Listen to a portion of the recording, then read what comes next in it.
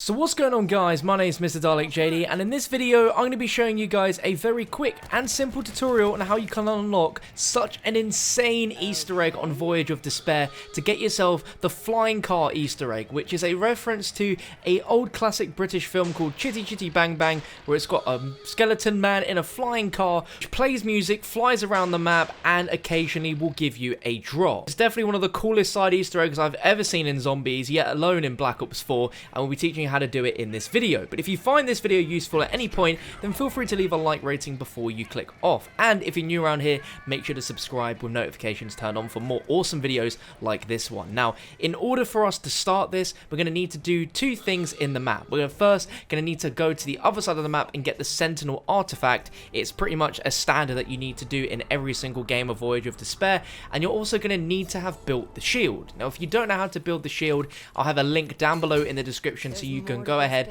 and watch on how to build the shield. Once you've built the shield, you want to make your way back into the original spawn room and head down through the stairs to the mail rooms. Now, in this section of the mail rooms, you're going to find this safe, and what you want to do is get your shield out and melee the safe, and it's going to drop this little code cracker device which you can now pick up. Now, this is going to come in very handy for the next steps, but before we can start anything else afterwards, around the map we are going to be looking for 4 different bone parts from a skeleton. The first one here is straight from the safe that we just opened in the mail rooms, and it's this shelf here to the right of this zombie's window barrier. You're going to notice a bone just lying on the bottom of this shelf. Don't pick this up, but you want to be also taking note that down underneath it is going to be a scrap of paper with a number on it. Now, this is going to be a common theme for all 4 of the bone parts that we're going to be finding around the map. To make life easier, and what I did is that I noted down exactly where this bone location was. So I wrote mail rooms, shelf bone, and then on the floor next to it is our code. So I'm going to go ahead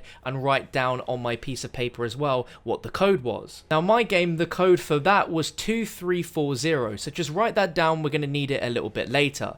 The second bone we're going to be looking for is going to be just above here, and it's on this table, and you can see it's a skull's head. Now, don't pick up the skull just yet, but as you can see here on these bottles, it's going to be another scrap of paper with a code on it. Now, this one's pretty difficult to see with a normal gun. If you want a clear shot of it, you can use a sniper rifle, but it's not necessarily important at this rate that we need this specific code, because if we find the other ones, then this, of course, will narrow it out to the last one. So if you can make it out, then definitely write it down. For me, in our game, this one was 4250. Now, there's yet again another bone location inside of the mail room, which is going to be on a separate desk right here opposite the staircase.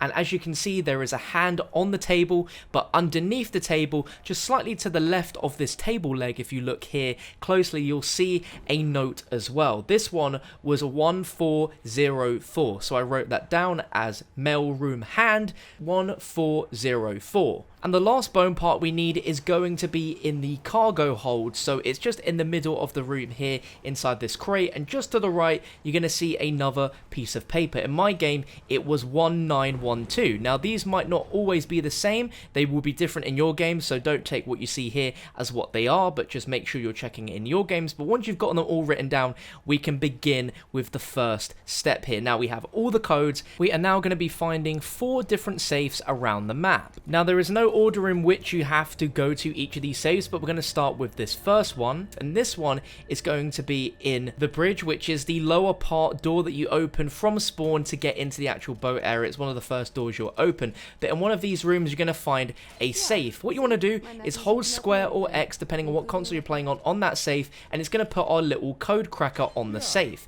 But what it's going to do now is it's going to show you a set of 4 numbers. Now, this is going to match one of the bone parts which we found around the map. So in my game, my first code was 2340, which corresponded with the bone that was on the bottom shelf in the mail rooms, the very first bone I showed you. So what you need to do now, depending on what number it showed for that safe, is find the corresponding bone part. So for me, it was the mailroom shelf. So I go back into the mail rooms, I pick that bone up, then I return to this shelf and press square, and you're going to see the bone part will slowly sink into the safe before closing again. And what's going to happen now is that safe will be completed, and you're going to need to melee the safe with your shield out to drop the code cracker, and we can move on to the next safe. And the next safe that we go to here is in the first class lounge section. So you want to open that, walk through, and then turn the corner here, and you're going to notice the safe just chilling in this corner. So we put the code cracker on it, and we get given a code sequence which is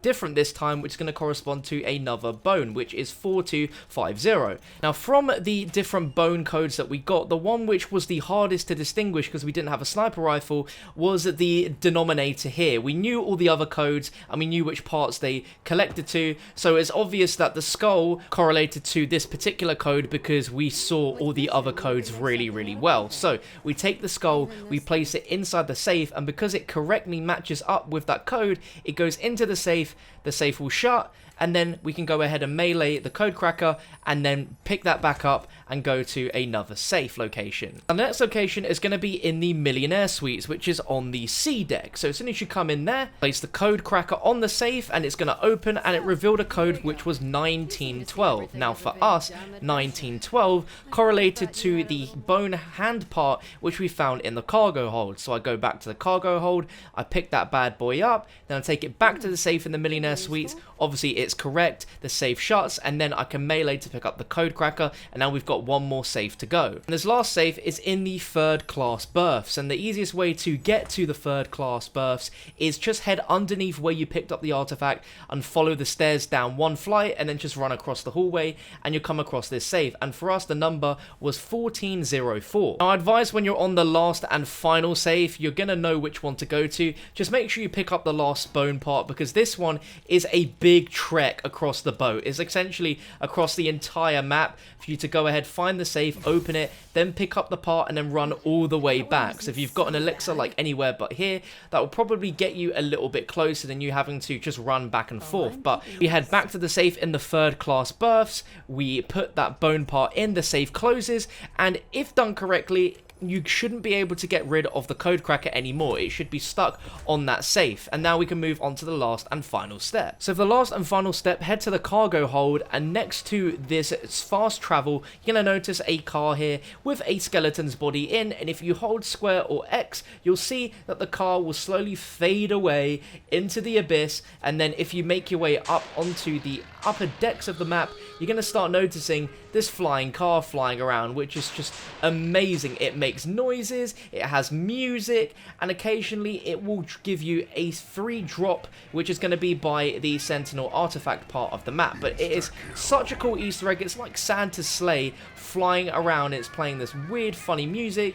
It's just such an awesome side Easter egg. It's unfortunate because it seems like the driver disappears after he's done like a whole flight around the boat. He'll give you the drop and then he sort of flies out into the abyss and disappears. I don't know if he comes back or not. Maybe you guys can let me know down below in the comment section, but either way, this is a fantastic Easter egg, and I really hope that Voyage has even more cool things like this. I'd love to know your thoughts on it down below in the comment section. If you found this guide useful, drop it a like rating, hit that subscribe button, and I'll catch you guys in the next one.